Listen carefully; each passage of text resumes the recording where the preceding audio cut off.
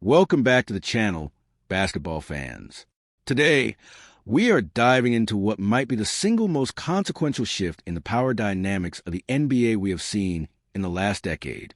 We are talking about a generational passing of the torch, a seismic collision of talent, and a rivalry that is destined to define the next 15 to 20 years of professional basketball.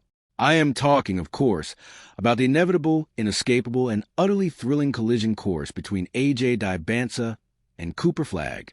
But this is not just a story about two prodigious talents.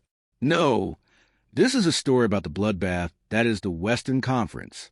And crucially, it is a story about two of the most prominent franchises in California.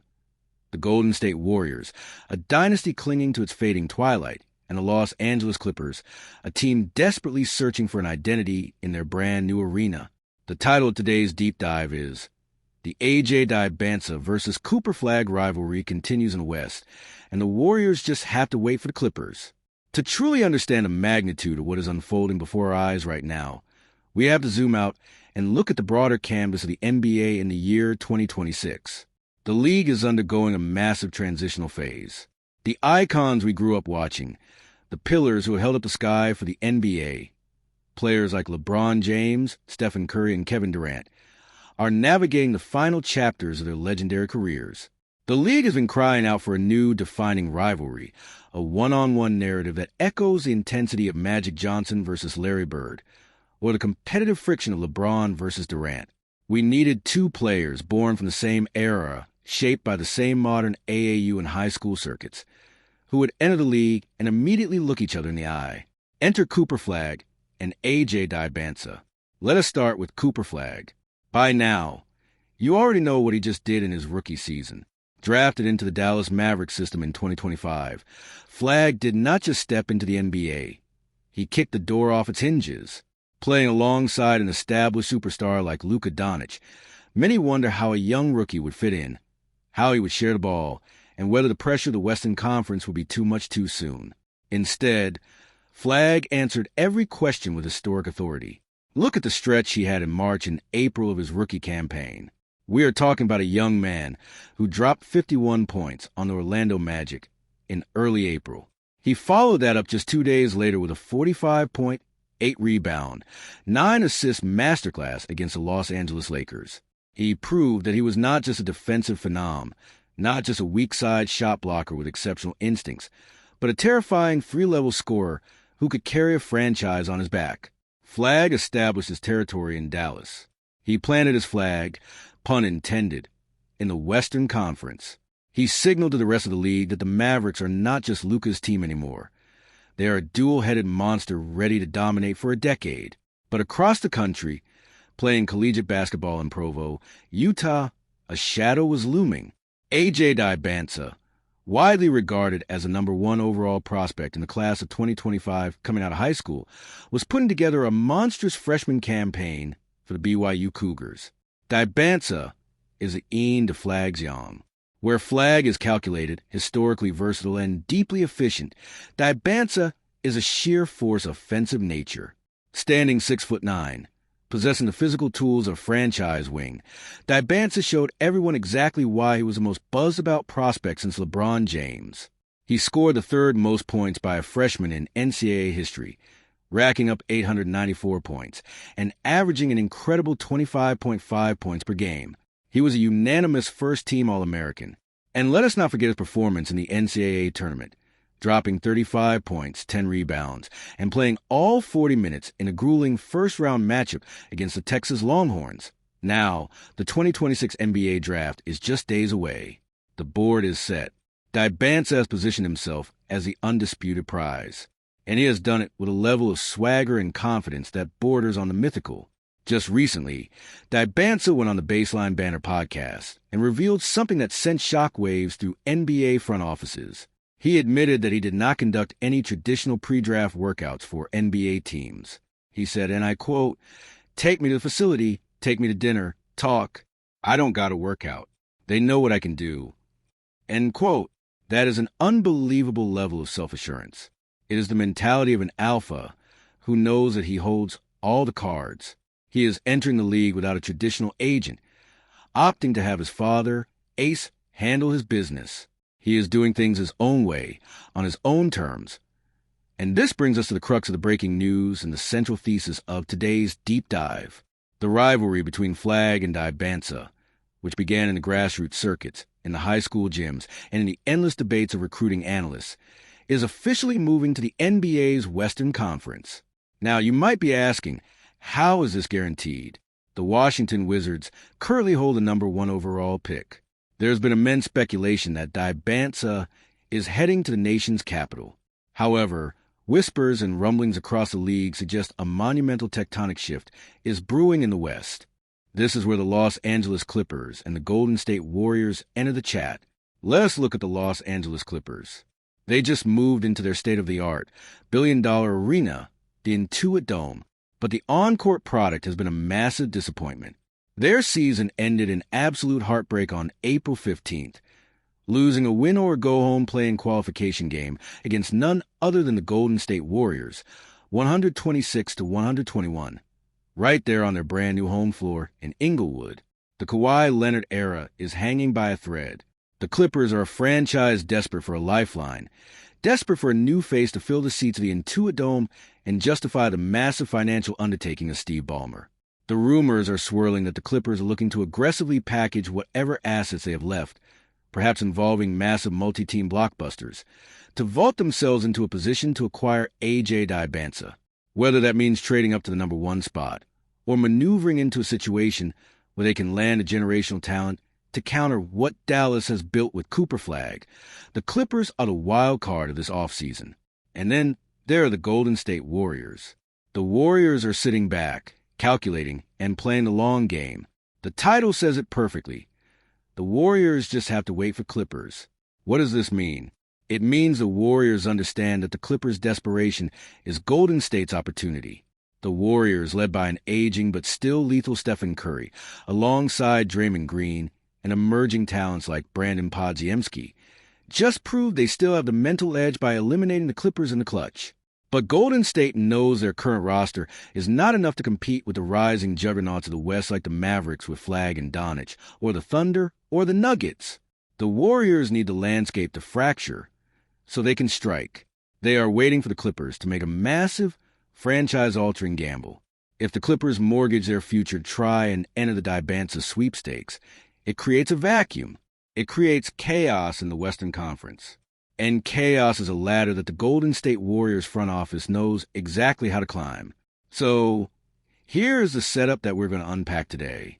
Cooper Flagg is waiting in Dallas, having already established himself as a dominant force. A.J. Dybantsa is entering the league, carrying the weight of being the ultimate alpha scorer, with all signs pointing to a dramatic entry into the Western Conference landscape, potentially fueled by the desperate maneuverings of the Los Angeles Clippers. And the Golden State Warriors are the tactical observers, waiting for the perfect moment to exploit the fallout. This is not just a draft story.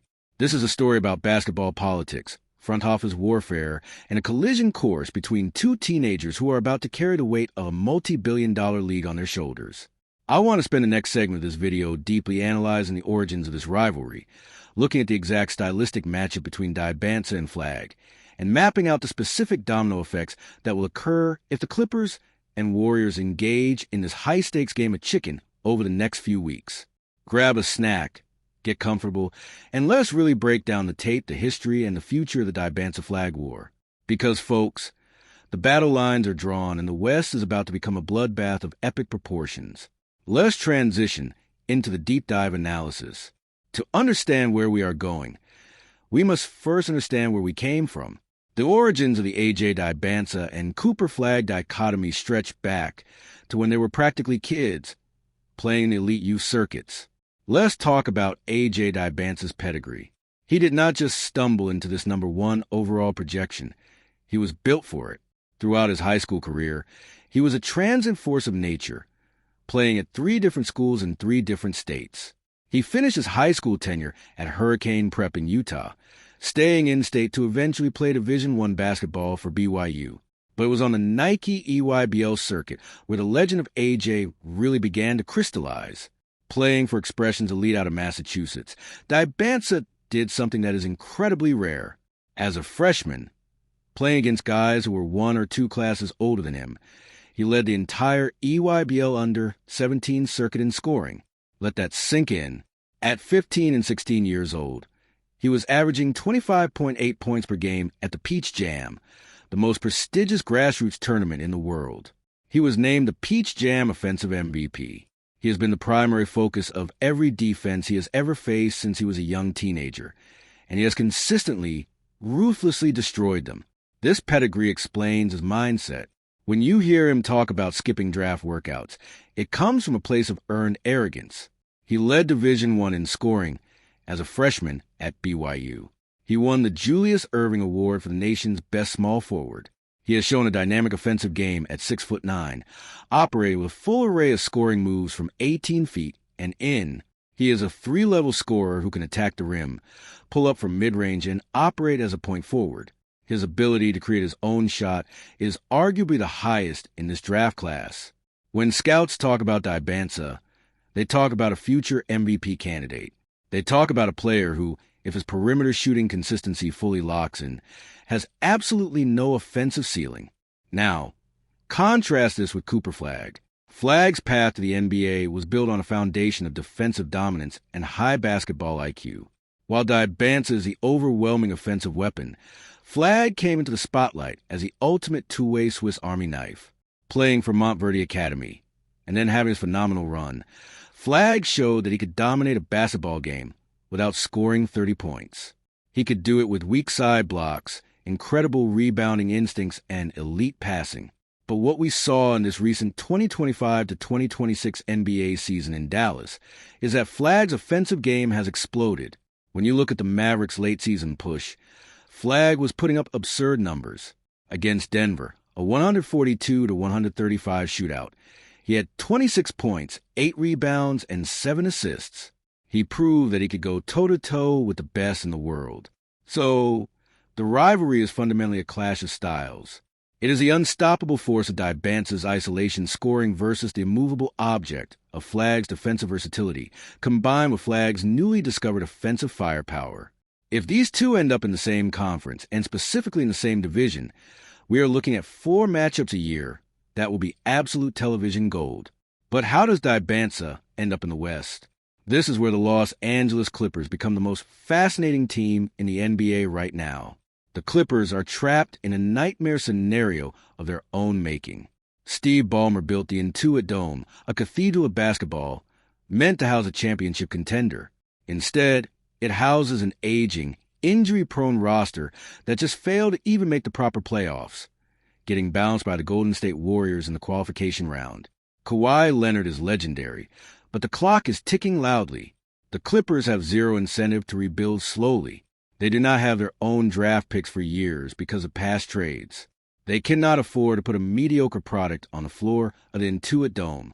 Therefore, the prevailing theory among league insiders is that the Clippers front office is working the phones relentlessly, trying to find a 3 or 4 team megatrade that could land them the number 1 pick. They want A.J. Dybantsa. They want the superstar who can single-handedly re-energize their fan base, give them a legitimate face of the franchise for the next 15 years, and instantly make them relevant in the brutal Western Conference. Imagine the narrative. A.J. Dybantsa in Los Angeles. The glitz, the glamour, the pressure, going up against Cooper Flagg in Dallas. 2 young titans battling for supremacy in the West. The Clippers would be risking everything, whatever remaining assets they have, whatever future flexibility is left, all on the shoulders of a 19-year-old from Massachusetts. It is the ultimate gamble. But for a franchise staring down the barrel of irrelevance in a brand new, multi-billion-dollar arena, it might be the only gamble worth taking. And watching this entire saga unfold with the patience of Predator is the Golden State Warriors. The Warriors are the fascinating subplot here. Why does the title say the Warriors just have to wait for the Clippers? Because the Warriors front office, led by Mike Dunleavy Jr., understands the concept of leverage. The Warriors are in a transitional phase themselves. Steph Curry is still incredible, but he needs help. Draymond Green is still a defensive anchor, but the miles are adding up. The young core of Jonathan Kuminga, Brandon Podziemski, and Moses Moody are good, but are they enough to carry the torch? By beating the Clippers in the play-in tournament back on April 15th, A game where Steph Curry and Brandon Podziemski hit clutch shots to seal a 126-121 victory. The Warriors essentially pushed Clippers over the edge into an existential crisis. The Warriors did not just win a game. They potentially broke the Clippers' current core. Now, Golden State gets to sit back and watch the dominoes fall. If the Clippers become desperate to trade for the number 1 pick, they will have to liquidate talent. The Warriors have the cap flexibility, the trade exceptions, and the young assets to step in as a third team in a mega trade. They could facilitate the Clippers' dream of getting Dybantsa, and in return, the Warriors could extract high-level veteran talent or valuable draft capital that the Clippers are forced to shed. Alternatively, if the Clippers fail to get Dybantsa and the franchise implodes, the Warriors are perfectly positioned to poach the disgruntled stars or capitalize on the power vacuum in the Pacific Division. The Warriors do not need to make the first move. They just have to wait for the Clippers to make their move. It is a brilliant cold-blooded strategy. Let your division rival panic. Let them overpay. Let them restructure the market. And then, when the dust settles, you strike. The Warriors have always been light years ahead in their front office thinking, and right now, their strategy is weaponized patience. Let's zoom in on what this means for the actual basketball that will be played. If A.J. Dybantsa lands on a team like the Clippers or any other aggressive Western Conference suitor, the dynamic of the NBA shifts overnight. We have seen how quickly a transcendent rookie can elevate a franchise. Look at Victor Wembanyama in San Antonio. Look at Cooper Flagg in Dallas. Dybantsa has that exact same aura, but Dybantsa is different from both of them. He is not a 7'4" alien, and he is not a defensive savant first. He is a pure, unadulterated bucket getter. He is the kind of player who can walk into an arena and give you 35 points on any given night, regardless of the defensive scheme. If we get a Dybantsa versus Flagg matchup in the Western Conference playoffs within the next 3 years, it will be the highest-rated basketball television in a generation. Think about the contrasting narratives. Flagg, the clean-cut, fundamentally flawless prodigy who plays alongside Luka Doncic, orchestrating a high-efficiency offense, versus Dybantsa, the brash, highly confident alpha who didn't even bother to work out for teams, who runs his own show, carrying the weight of a franchise on his back. It is the perfect storm of personalities and play styles. Furthermore, we cannot ignore the impact of the supporting casts. Cooper Flagg has the luxury of playing next to one of the greatest offensive engines in NBA history, in Luka Doncic. This allows Flagg to pick his spots, attack closeouts, and operate as a devastating secondary creator. Dybantsa, depending on where he lands, might not have that luxury. If he goes to a rebuilding situation or a team that has gutted its roster to acquire him, he will face the full brunt of NBA defenses from day one. He will be double-teamed. He will be trapped in the pick and roll, and he will have to prove that his isolation game translates against the greatest athletes on the planet. But given his history, given what he did at the Peach Jam as a 15-year-old, given his dominant year at BYU, betting against A.J. Dybantsa seems like a foolish endeavor. This is why the decisions made in the coming weeks are so critical. The draft is not just about selecting players. It is about mapping the future geography of the league. The Western Conference is already a bloodbath. You have the Denver Nuggets, the Oklahoma City Thunder, the Minnesota Timberwolves, the Dallas Mavericks. If you drop a nuclear weapon like A.J. Dybantsa into that mix, the arms race escalates to an unprecedented level. Teams will have to construct their rosters specifically to defend these two generational wings. The premium on elite perimeter defenders will skyrocket. The pace of play will adapt to their transition abilities. And right there, watching it all, calculating the angles, are the Golden State Warriors. They know that to win another championship in the twilight of the Curry era, they cannot just play conventional basketball. They have to play geopolitical chess. They are waiting for the Clippers to tip the scales. They are waiting for the Dybantsa trade rumors to materialize. They are waiting to see where the chips fall, so they can swoop in and secure their own future. In conclusion to this deep dive analysis, what we are witnessing is a prologue to the next great NBA epic. The A.J. Dybantsa versus Cooper Flagg rivalry is not a media creation. It is a basketball reality, forged in the fires of the EYBL, sharpened in college and the pros, and now aimed directly at the heart of the Western Conference. It is a story of immense talent, unshakable confidence, and the desperate maneuverings of franchises trying to stay relevant. The Clippers are fighting for their life in the Intuit Dome. The Warriors are fighting to extend a dynasty. And caught in the middle of this high-stakes poker game is the number one prospect in the world, A.J. Dybantsa, holding a royal flush and waiting to see who calls his bluff. As we move toward the outro, let us take a moment to reflect on the sheer scale of what we have discussed today.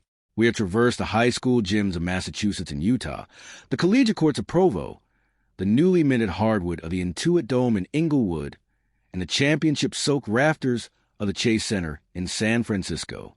The NBA is a league of constant motion, a relentless machine that demands new storylines, new heroes, and new villains to feed the engine of its global popularity. The arrival of A.J. Dybantsa into a league that has already been set on fire by Flagg is the exact kind of narrative injection the NBA thrives on. We are moving away from the buddy-buddy era of basketball. We are entering an era defined by fierce, localized competition. If these two end up in the West, as all signs and maneuverings currently suggest, we are going to be treated to a decade-long war of attrition. For the Dallas Mavericks, they have already found their golden ticket. Flagg has proven beyond a shadow of a doubt that he is the real deal. His rookie season was a revelation, blending defensive tenacity with offensive explosions that left veterans shaking their heads. The Mavericks are a terrifying reality for the rest of the league right now.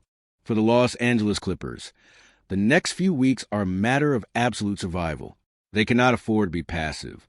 They cannot afford to let the Dybantsa sweepstakes pass them by while they play out the string with a roster that has already proven it cannot get the job done when it matters most.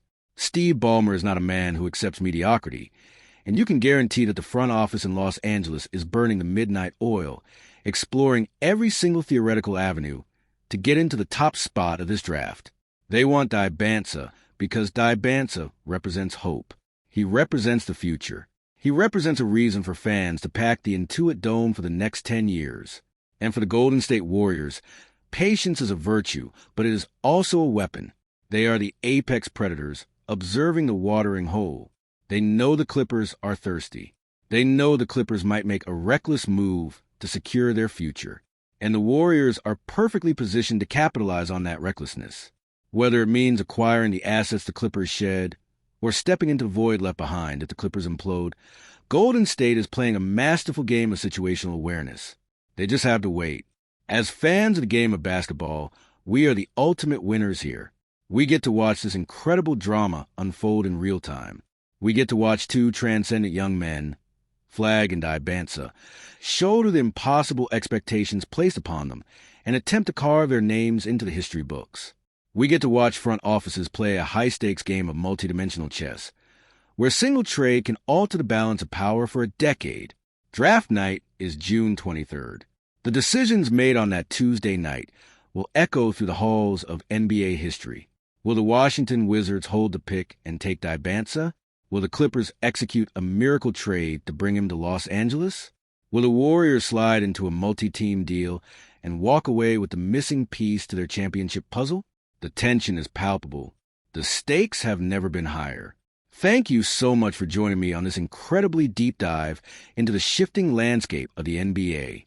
If you enjoyed this level of detailed analysis, if you appreciate the breakdown of the front office mechanics, the player histories, and the strategic implications of these moves, please make sure you hit that subscribe button. Leave a comment down below and let me know your thoughts. Who do you think will have the better career, A.J. Dybantsa or Flagg? Do you think the Clippers can actually pull off a trade for the number one pick? And how do you see the Warriors capitalizing on this situation? I read every single comment, and I love continuing the basketball conversation with all of you down there. Make sure you have your notifications turned on, because as we get closer to draft night, and as the trade rumors begin to solidify into facts, I will be right here, breaking down every single transaction, every single rumor, and every single implication for the future of the league. The NBA never sleeps, and neither do we. Until next time, keep your eyes on the transaction ticker, keep appreciating the greatness we are witnessing, and I will see you all in the next video.